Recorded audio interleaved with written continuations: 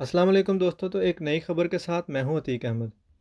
तो मेरी अभी की जो ख़बर है वो यूके से है और एक बर्मिंघम के साथ ही एक छोटा सा एरिया लगता है डडली के नाम से, वहाँ से है।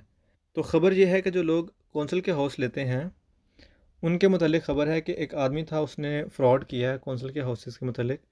तो उसने क्या किया, उसने जो पहले एक घर लिया था 2015 में, तो उसके बाद वो उसने छोड़ा घर, वहाँ पे उसको ख़राब किया, फिर उसका जो रेंट था वो भी नहीं दिया। तो फिर उसने दोबारा से 2019 में आके एक दफ़ा फिर से कौंसल का घर अप्लाई किया और वहाँ पे उनको सारी इन्फॉर्मेशन नहीं प्रोवाइड की जो पिछली उसकी इन्फॉर्मेशन थी। उसने वो इन्फॉर्मेशन अपने तक रखी महदूद, और उसी के साथ एक लेटर था जो उसने अपने पार्टनर का, वो भी शो नहीं किया था। तो इस वजह से फिर उसने एक और नया घर अप्लाई कर दिया कौंसल का। जब इसको इन्वेस्टिगेट किया गवर्नमेंट ने तो देखा उन्होंने कि ये तो बंदा गिल्टी है। इसने पहले भी फ्रॉड करके आया जो पिछला मालिक था उसके साथ भी, और इसने अगेन से घर अप्लाई कर दिया ये कह के कि मैं होमलेस हूँ, मेरे पास कोई घर नहीं है, लिहाजा मुझे घर दिया जाए।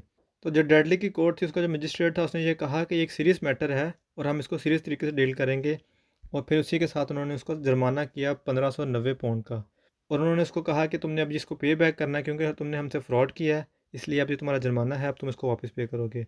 और साथ ही जो मजिस्ट्रेट था उसका ये कहना था कि जो लोग एलिजिबल होते हैं इस चीज़ के लिए, ऐसे लोग जो होते हैं जो फ्रॉड करते हैं, वो उनका भी हक मार रहे होते हैं।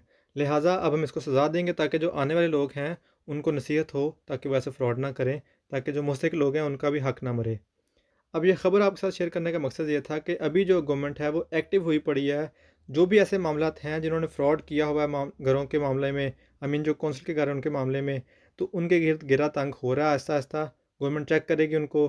तो यही रिपोर्ट में बताया जा रहा है कि गवर्नमेंट अब से उनको चेक करेगी। लिहाजा जो भी लोग ऐसी एक्टिविटी में मुलविस हैं तो वो एहतियात करें, ताकि आने वाले दिनों में ना ही उनकी कन्विक्शन हो और ना ही उनको जुर्माने का सामना करना पड़े। तो ये थी एक अहम ख़बर।